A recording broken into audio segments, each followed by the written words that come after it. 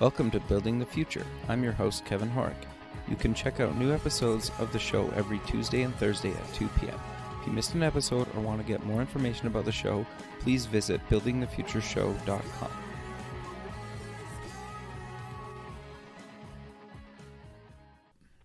Welcome back to the show. Today we have Raji Wahidy. He's the founder and CEO at Virtual Rehab. Raji, welcome to the show. Thank you for having me, Kevin. Yeah, I'm excited to have you on the show. What you guys are doing is really interesting, and I love how you're bringing technology into a space that's not really known for being techie or having any kind of technology in it, especially kind of in the kind of software space. But maybe before we get into virtual rehab and exactly what it is and what you're doing with that, let's get to know you a little bit better and start off with where you grew up. Yeah, absolutely. So, Kevin, I'm Canadian from Montreal, Quebec. So I grew up in the lovely French city of Montreal. Okay, it's a beautiful city. I've been there a couple of times now, actually. It's gorgeous. It snows a lot in winter, but you know what? Sure. It's a beautiful city. It's very multi-cultural, and you can get poutine. I was just going to say that. No one else. I was going to say it has best poutine in the country for sure is in Montreal. It does. You can't even argue. And absolutely. For people that don't know what poutine is, because this is going to, most of the people in America might not know what that is. It's basically like fries covered in gravy and cheese curds and exactly. There's other toppings you can put on it, like meat or beef or whatever, but traditional poutine is just those three things. And if you haven't tried it, I highly recommend it. I couldn't agree more. Wherever I go, we always look for the poutine, at least those who come from Montreal. But yeah, so I'm from Montreal, Quebec. I grew up there. On a personal level, we're a family of 5. I have one brother and 2 sisters, and I have an amazing, amazing mother who I owe everything that I've accomplished so far to her. So she's the one who raised me from a very young age. I lost my dad when I was very young, so she took on the responsibility, and she basically carried the torch. So I just want to recognize her efforts, and she made me the man who I am as of today. Sure. So keep going. Other than that, Kevin, basically I started off my career as an engineer. Okay. So I was geeky behind computers, and I was basically troubleshooting systems for multinational organizations. So if let's say the network would go down, I would go in and try to troubleshoot that and get it back on track. Then moved on to more of service management and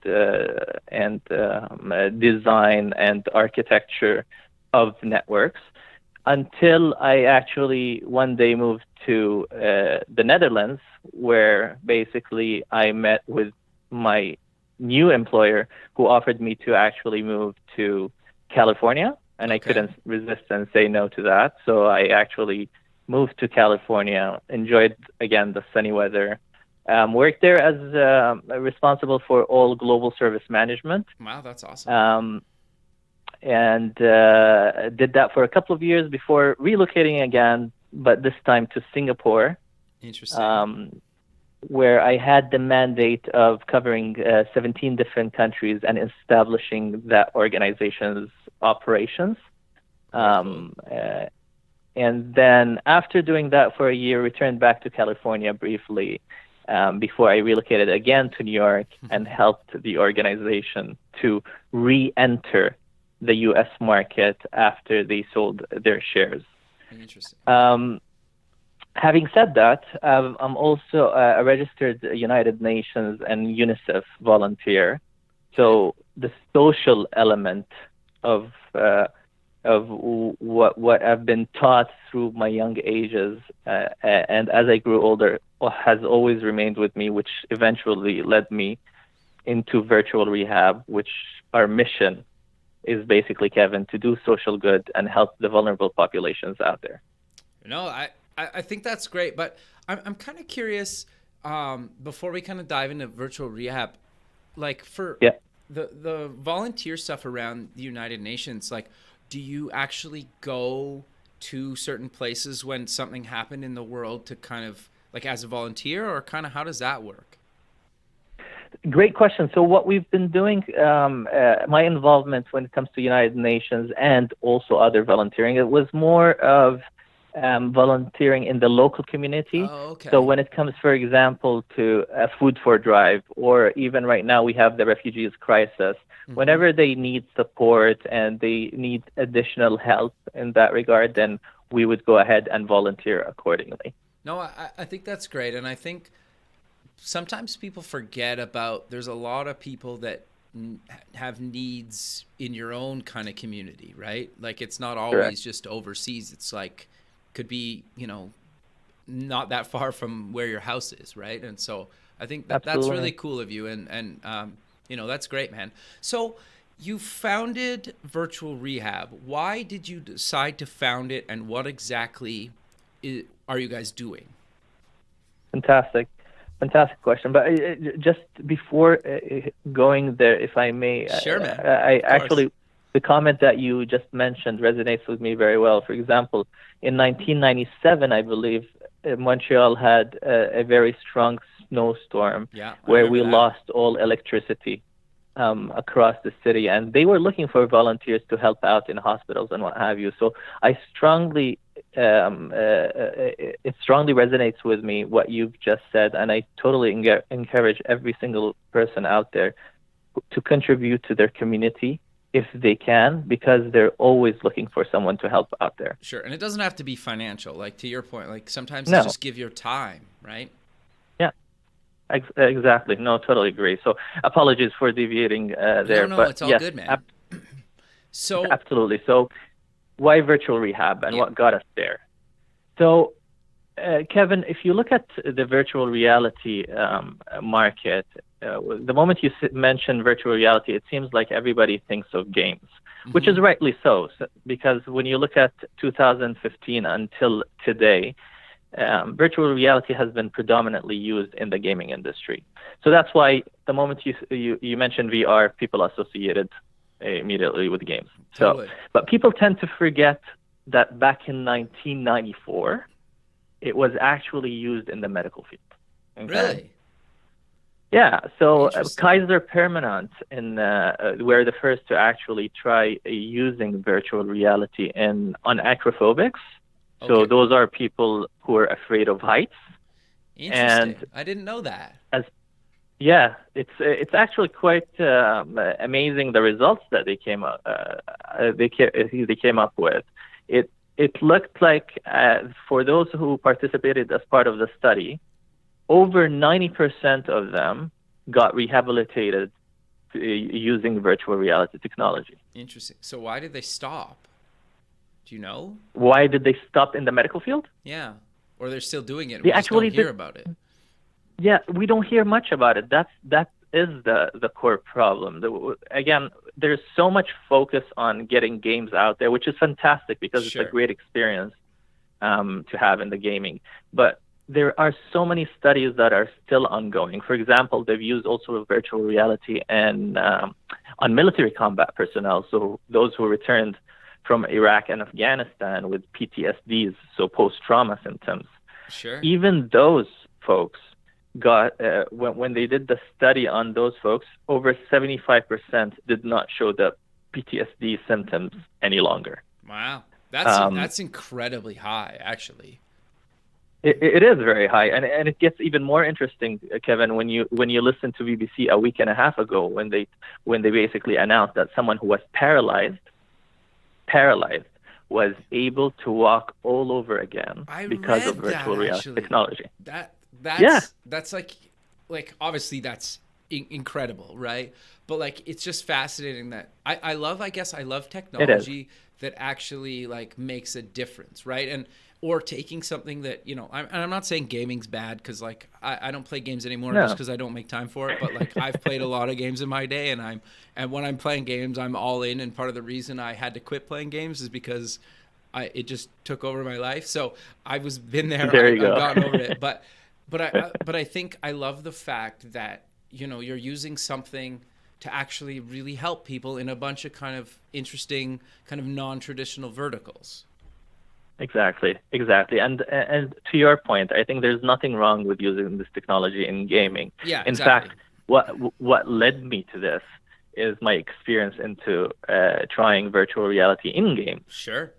So it started off there, and then I tried virtual reality in an educational framework, and then that's where I saw that, you know what, we can leverage this technology that has been underused in the industry space from a correctional perspective or from any different perspective, and maybe add value into people's lives. And adding value is by allowing these prisoners or inmates to reintegrate back into society once they get released from those prisons. Sure. So walk me through, okay, like, I don't know, pretend I'm an inmate and I go in for whatever. Does it really, does like what I'm charged with really matter? Like in just hypothetically, to actually use what you're doing? Like, do you tailor kind of the rehabilitation based on why I'm in prison? Great question, and I'm really glad that you asked.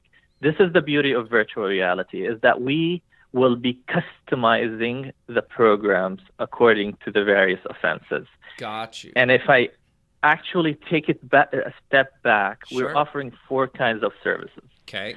Formal education, Okay. which is things like business, mathematics, sciences, and what have you.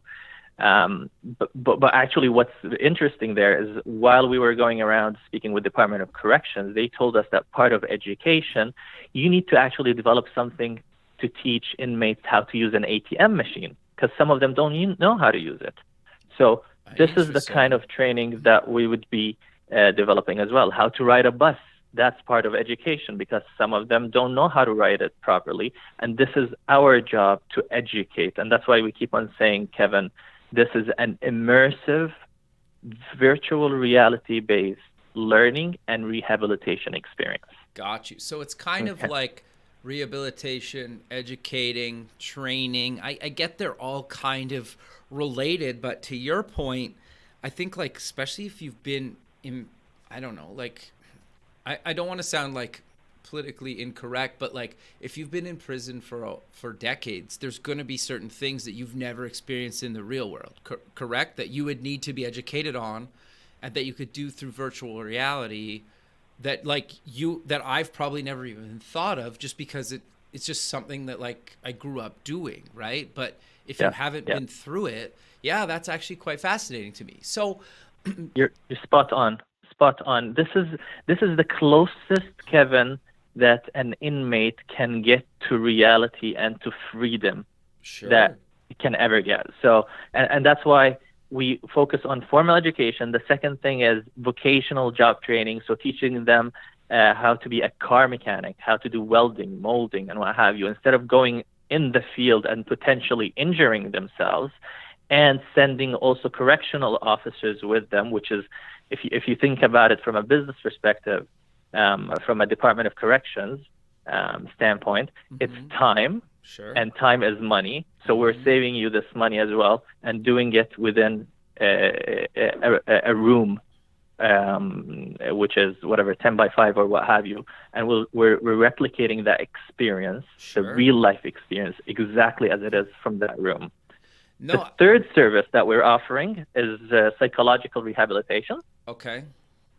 And that's mental illness programs, for example, coexisting disorders, and intermittent explosive behaviors, which is another word for violence. Okay. Okay. Okay. And the last program is the correctional Gotcha. Rehabilitation services, which is sex offending and alcoholism and so on. Got you. Okay, so let's step back for a second, and I'm kind of curious.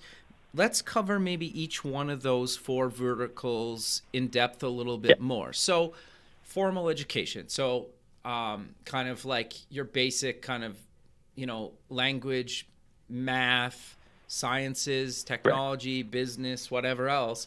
So how Yeah. how does that, like, so I put on the headset, I pick the program, I say like I want to learn English today or Spanish or whatever, and then Hmm. how does that, how, like, walk me through that experience. I know, like, Perfect. obviously the radio is hard to, Yeah. visualize some of this stuff, but like I think like people can go to virtualrehab.co and watch some of your videos. And Yeah. I was watching that car video you sent me a couple weeks ago again this morning, and like Yeah. it's very cool. So kind of walk me and the listener through kind of how you guys handle formal education.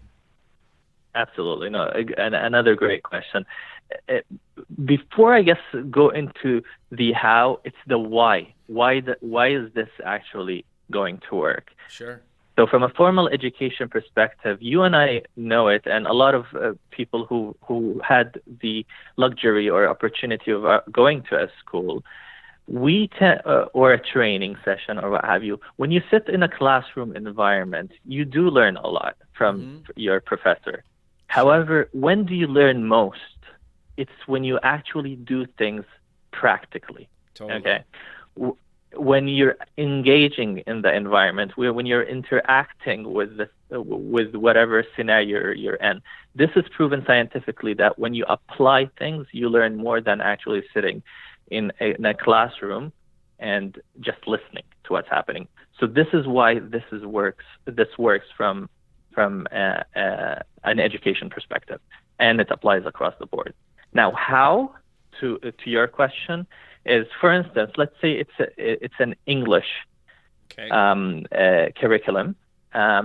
You would have an instructor in front of you, and this instructor would actually be teaching you the various grammar, vocabulary, and what have you. And you would we might develop it in a manner that you have different bubbles around you, and you have to pick the right word to fit into the sentence that you're trying to complete. Gotcha. So again, you're trying to make it more 3D, more immersive, and more engaging and interactive. Okay, so you basically have like a 3D teacher in a lecture hall. Like Exactly. Okay, very cool. And then I'm interacting with them in virtual reality. Correct. And you make the exercise more engaging. Again, Sure. Back to the scientifically proven point that when you make things more engaging and more interactive, that's when you learn most. Sure, and then if I don't get a concept or something, I could just watch it over and over again, or pause it even, right? Like, yeah, okay. Exactly. Very cool. So what's cool about it also, Kevin, if I may, no, of course. our application is actually integrated with what we call an LMS, which is a learning management system. Okay. And this learning management system, and it applies for all 4 verticals, it will measure the action and reaction of the inmate or the correctional officer or the drug addict, because we're extending this beyond also prisons. We're going into rehab centers, which is very much linked to our correctional services program. Because the argument will always be, Kevin, okay, fine, virtual reality, this is fun, this is cool, but how do you prove that it's effective? Sure. How do you know that it works? Sure. And this is where we bring our value add, is by providing you with KPIs, key performance indicators, that prove the effectiveness, along with the existing research that proves that this is effective and has worked. Because there could be some people that would say, well, you're just basically getting them to play games, right? But if you have the data to say that, no, they're actually learning some stuff, and here you go. So is there... And I guess, like, just kind of under the educational vertical, is that kind of how all the subjects kind of work, or are they a little bit different? Because, like, reason I ask is because, like, I'm thinking like chemistry or physics or any other kind of, maybe the sciences, or maybe even just like you could physically simulate, I don't know, like a science experiment, or like plants growing, or a bunch of stuff, right? So that maybe they have to check back over like hours or days. Like, do you guys offer that? Is that something that you're gonna do? Is that even like in the cards?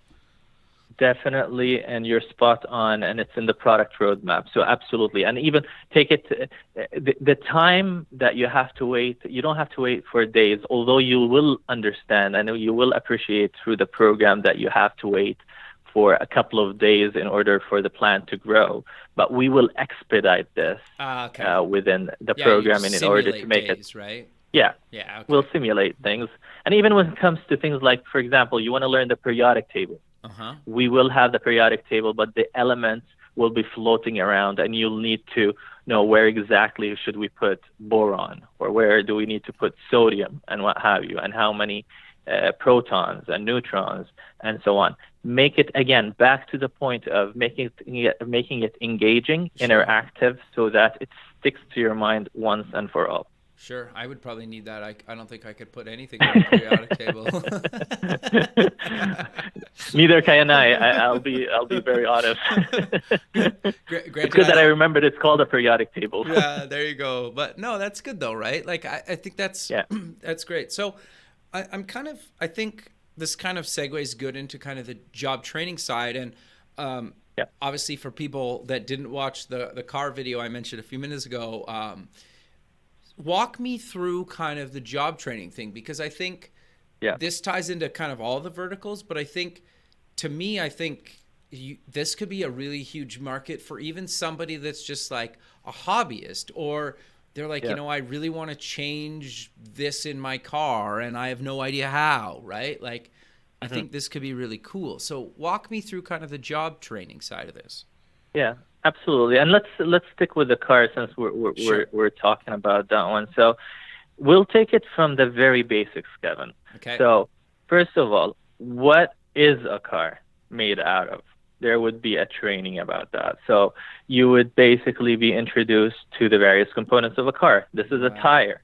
This is an engine. This is a car seat, and what have you. Then you'll have a program telling you, okay, now that you've learned this is a tire and what have you, tell us where is the tire, and you'll have to go around and locate the tire and say, okay, this is the tire. If you get your answer right, then you get higher points. If not, then you'll get lower points, and so on. Got you. Now, the next exercise will be, let's say you want to replace the oil within your car, or you want to replace the tire. You will be trained on how to do that, and the next exercise would be, okay, now that you've learned that, please go ahead and perform this exercise. And the software will measure whether you locate the right compartment, and or you end up pouring the oil into where the water is supposed to be, right, and what have you. Okay, so all of this, again, is educational and interactive. Sure, and then obviously it tells me, or like when I'm doing this in VR, it tells me, well, Kevin changed the tire in, I don't know, like 3 minutes or 10 minutes or however long it took me, right? And then you could move, the same thing would apply to any other kind of job training field. Like just on your site, you have like kind of plumbing and welding and carpentry and stuff like that. So kind of anything in the physical world that needs job training, you guys could basically do in VR. Exactly. Interesting. Exactly. Okay, so I'm curious about kind of the psychological rehabilitation. Obviously, there's kind of, at least in Canada, the whole kind of mental illness and kind of mental disorders has been kind of at least trying to brought to the forefront, and kind of there's been big awareness campaigns about that. So how are you guys kind of doing rehabilitation in that space?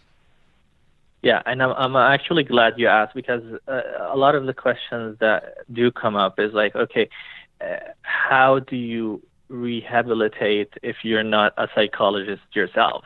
How do you know what is needed? Which is exactly why we are hiring folks like correctional psychologists who would guide us through the process and tell us exactly what is needed, what is mental illness, what are the symptoms of mental illness, and how we can address them accordingly.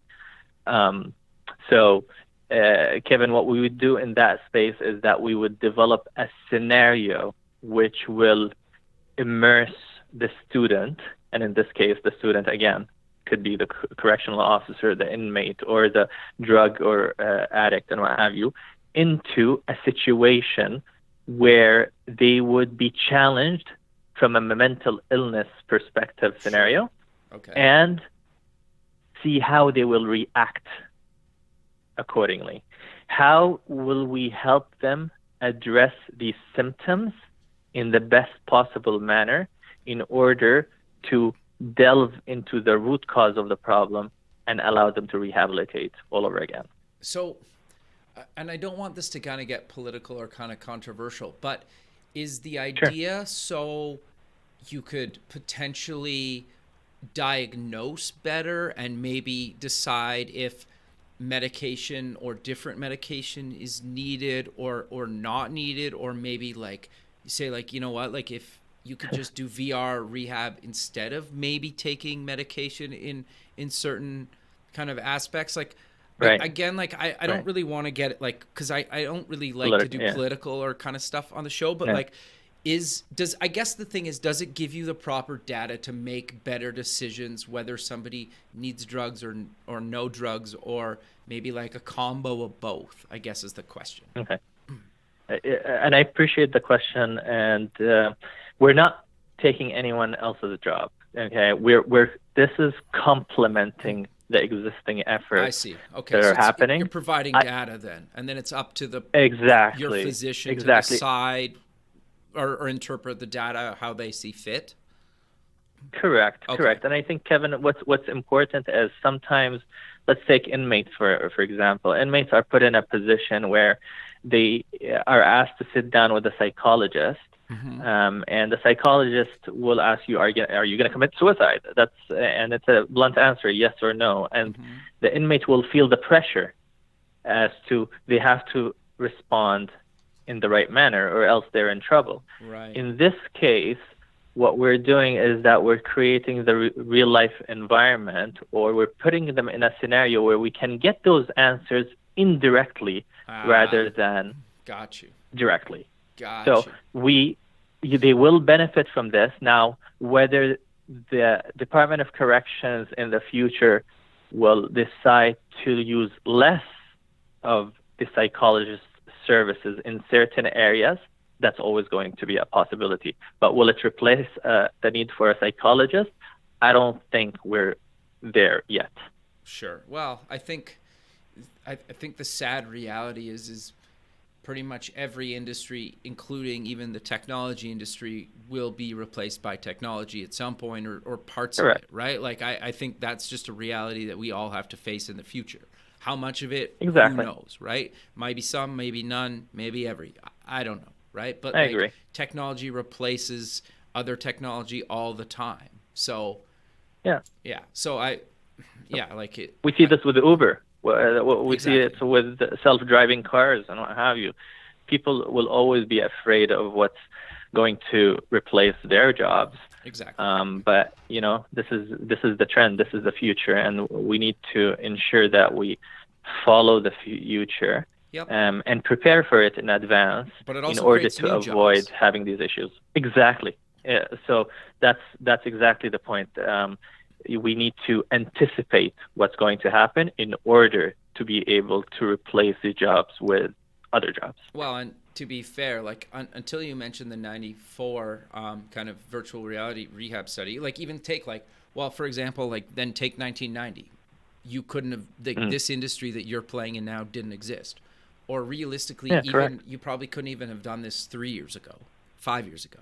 Yeah. Right? It's a new, there's going to be jobs in the future that don't even exist today, right? That will be created by technology or something else. So, which is interesting to me in the whole thing. But so kind of to get back to kind of your last vertical, the correctional services space. I know we kind of touched on it a little bit throughout the conversation, but I'm curious to know how does that kind of really work? Because if I'm dealing with, I don't know, like some sort of, say I'm a violent offender, hypothetically. Yeah.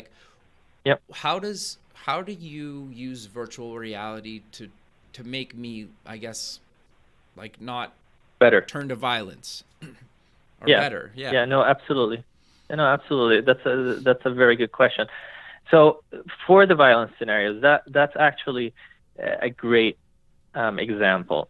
So let's say you have, for example, we'll put you in a scenario where once you put on the headset and you're all geared up, you'll basically have a situation where, let's say, a husband and a wife, or a boyfriend and a girlfriend, or whatever you wish to be with your partner. Sure.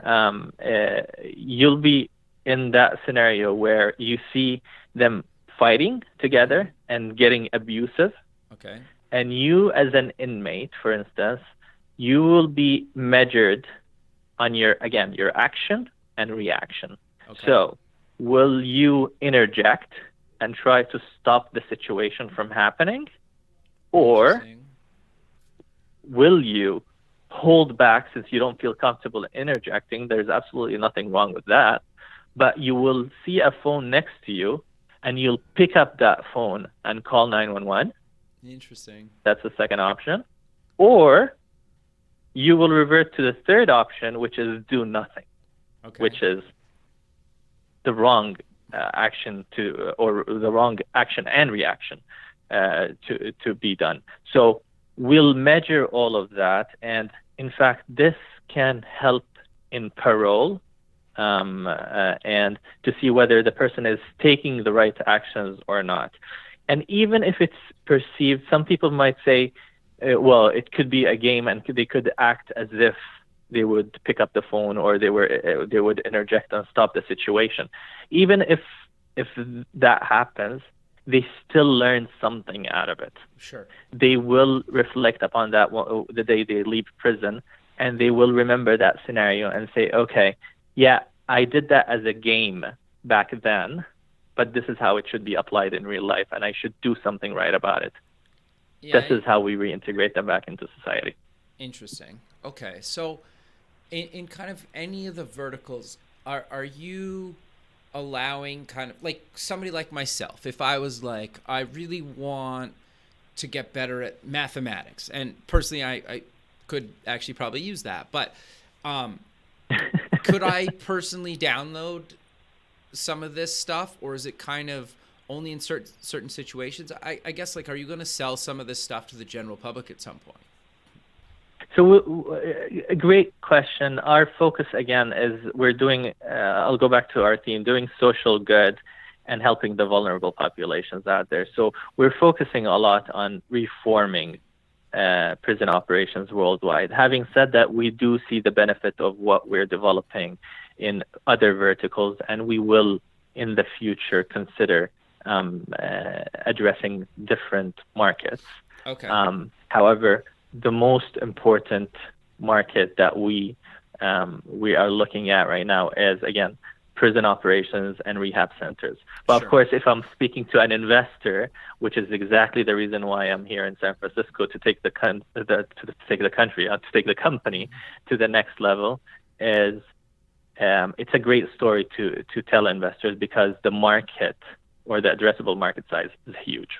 Sure. No, like, and even just having maybe even, I don't know, like, this just kind of came to me, so you could tell me if it's not really a good idea, but like, you think of like a group like Alcoholics Anonymous or something, where maybe Correct. As part of going to a meeting, they could have some sort of virtual reality experience while they're there.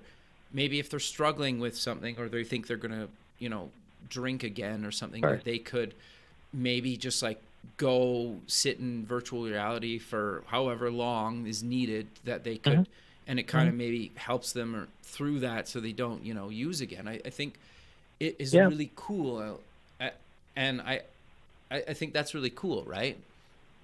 Yeah, no, totally. And I think it's a great example that you gave there, Kevin. And that's why we say we're addressing rehab centers, because it falls under the umbrella of Correctional Rehabilitation Services, which extends to other, communities and what have you, from an alcoholism perspective. Imagine the situation where you're actually put in a real life environment you have an alcohol problem, and you pass by a bar, and this is the real life scenario that they will be engaging in Sure. when they're in that virtual reality headset.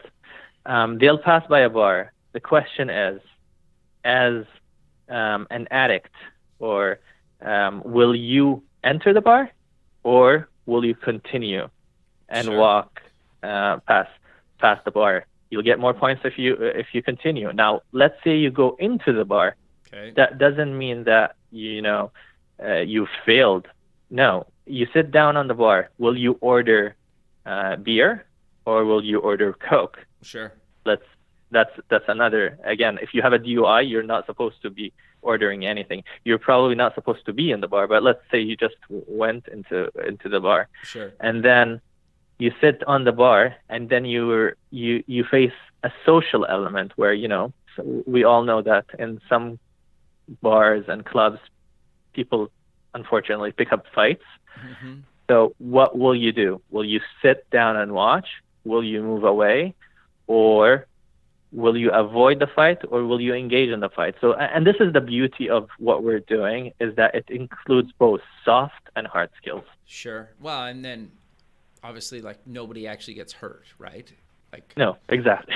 So, yeah, that's quite fascinating. So, I'm kind of curious. You kind of mentioned to me that you guys have some kind of new kind of partnerships. Do you kind of want to maybe talk about the partnerships and kind of what those entail, and how those partnerships are kind of using your technology to rehabilitate, their people?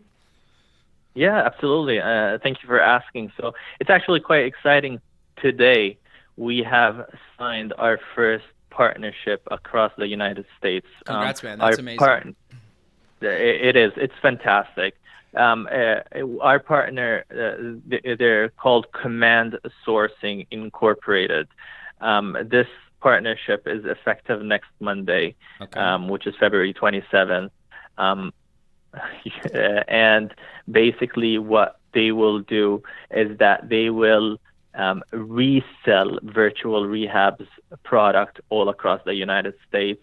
They have the relationships with correctional officers. They have the relationships with the government authorities.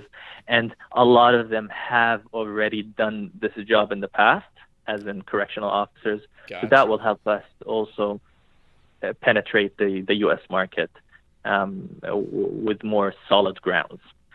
The other partnership that I'm excited to talk about and share, that within the next couple of weeks, we will be signing another partnership with an organization that consults and is actually regarded as the trusted partner across all of Europe. Wow. So, congrats, man. That's amazing. That's great. Thank you. Yeah, thank you. It's very exciting times for Virtual Rehab.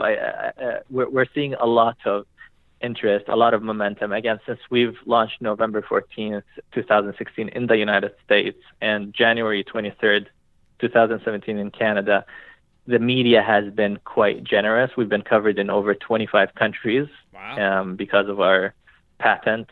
And, people are excited. We're excited. And things are moving in the right direction. No, that's great, man. Congrats to all your kind of success. Thank you. And it'll just be continuous. The thing that we haven't touched on, that I don't know if people kind of caught on, like having VR doing rehabilitation and education and kind of a bunch of this stuff into will save taxpayers an astronomical amount of money. And I know that at least in America, from what I've heard and other parts of the world, that, there's a lot of money going into some of these kind of verticals, and some people are fine with it. Some people aren't fine with it. Some people are in the middle or don't care. But I think it's important to kind of stress how much money a technology like virtual rehab really saves kind of, the global kind of community, right? And not only are you saving kind of other people, like taxpayer money and taxes, but it's also helping people while saving money. Yes, absolutely great point that you're making there. So let's look at some statistics of how it looks today Sure. and what we're trying to do for tomorrow. So if you look at the statistics, first of all, prisoners in general, within the United States at least, Canada has similar statistics, by the way. Okay, interesting. Within 3 years of their release, 67% are back into prison. Sure. So we're Same clearly failing. offenders. Oh, clearly. Within 5 years, it doesn't get any better. It becomes 77%. Okay. Okay. Whether it's the same offense, whether it's a smaller offense, larger offense, it doesn't matter. It means that the program or rehabilitation or educational program is not fully working. Sure. Doesn't mean that the correctional officers are doing a bad job. I'm sure they're doing a great job, but they can do with additional help. Yep. Okay. Fair enough. So, and that ultimately is not helping these folks reintegrate into society, especially that the United States Justice of Department mentions that they spend typically between $1,500 to $2,000 per inmate per year on education. Wow. Okay. Okay. Now, how much does that translate onto U.S. taxpayers?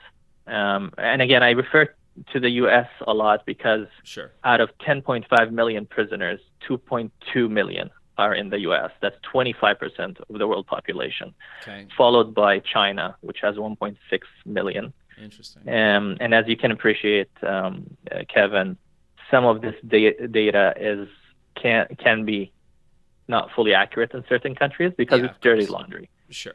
So, Yeah. but what does that mean for taxpayers? To your question, the U.S., for example, they're paying. It goes up to $80 billion Wow. just to keep those folks in prison and rehabilitate them and educate them. Wow. This is what we're talking about. So that's a lot of money that's coming out of your pocket, from my pocket, and everyone's pocket out there, Sure. which we can save or at least work on reducing by introducing the latest and greatest technology that Europe, for example, tends to be far more advanced on implementing versus North America.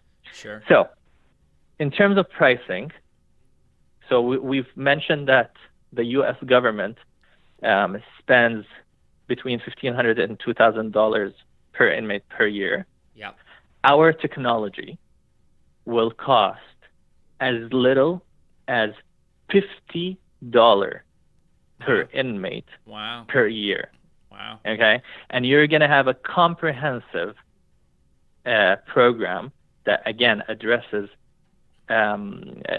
soft and hard skills across the board. Sure. So you tell me, Kevin, whether that is competitive or not. Well, yeah, it's kind of a no-brainer, right? The other thing that I think is worth mentioning for people that are new to VR or haven't actually tried VR or like a VR headset, you literally need a computer or like a desktop computer or a laptop, and it's better if it's a desktop computer, but you can get like a pretty good laptop. So it doesn't really matter.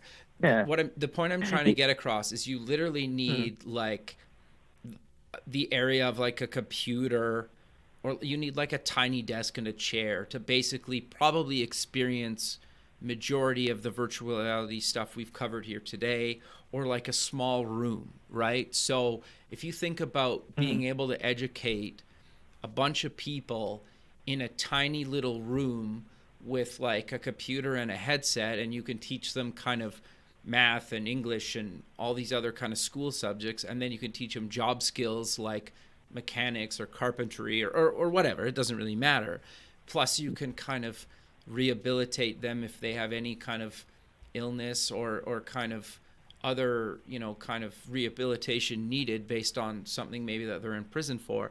You can do all this stuff in like a very, very tiny space, where obviously if you had to build a a place to do plumbing and welding and carpentry, like you would need a huge warehouse, like, or many warehouses to do this, and then you need classrooms, and like the fact it's almost like laughable, the cost, right, that you guys are charging compared to what it would actually take to do these things without virtual reality. Exactly. No, exactly. And if I may add, actually, if you cannot afford going out there and getting a laptop and getting a headset and getting motion controllers, and for those who don't appreciate what are motion controllers, or as we call them in the geeky world, haptics, they are basically, they give you a sensation. So when you touch something, it will vibrate. It will make it feel more real. And this is where virtual reality is heading. So that experience is with more top level, very advanced headsets. But at the same time, if you can't afford putting a couple of grands on this in terms of a package, you can go ahead and get a cheaper headset, which will provide you with some sort of a virtual reality experience, like Google Cardboard, for instance. And this is not an advertisement. They're like $10, we're using, aren't they? They're $10 to $25. Yeah, something like that. Okay. But it's a completely different experience. We have chosen HTC Vive to be our tool, because they take things to the next level, and they provide you with the experience that moves us very much away from gaming and into reality. Yeah, no, I think that's great, man. But sadly, we're coming to the end of the show, so let's close with mentioning where people can get more information about virtual rehab, and any other links you want to mention about yourself. Yeah, no, first of all, thank you very much, Kevin. This is fantastic. I really enjoyed your questions, always creative. And again, for everyone, I've spoken with Kevin even before that call. Great person to know. So if you get a chance, do try to get to know Kevin.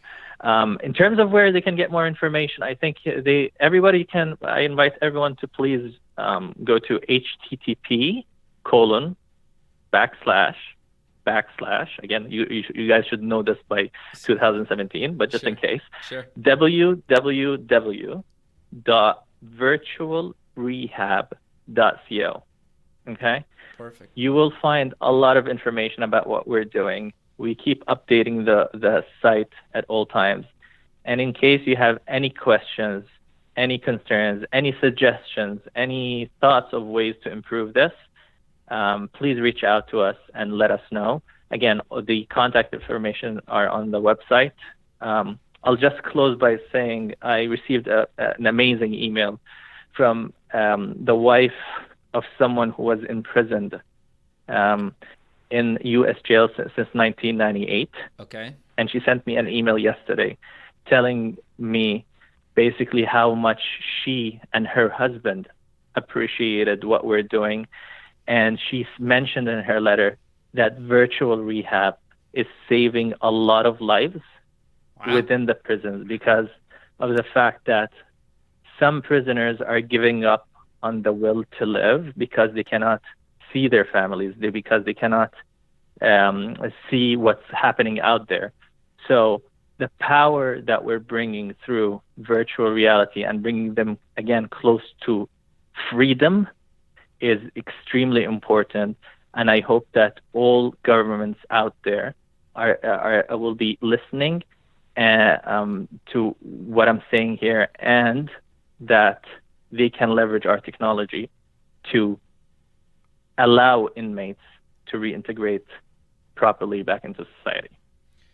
Yeah, man, that's amazing, and it's great to hear kind of those success stories from people that have been through it, right? And it's gotta feel good when you're making like a real change in many people's lives, right? Absolutely, and we look forward to it. Perfect, man. Well, again, thanks very much for doing this. I really appreciate it, and have a good rest of your day, and we'll talk soon. Thank you, sir. I appreciate your time, Kevin. It was great to speak with you. You as well. Thanks. Bye. Take care. Bye-bye.